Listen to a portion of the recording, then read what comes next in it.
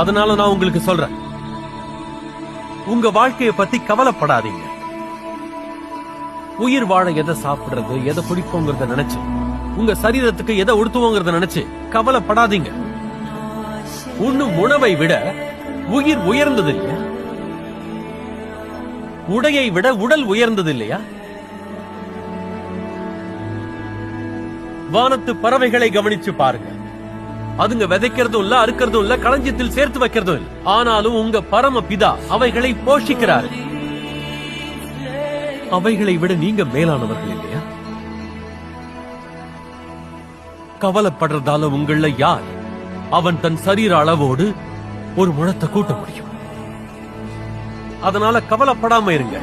எதை சாப்பிட போறோம், எதை குடிக்க போறோம், எதை உடுத்துவோம், ஆண்டவர் அறியாதவங்க இதையெல்லாம் நாடி தேடுறாங்க.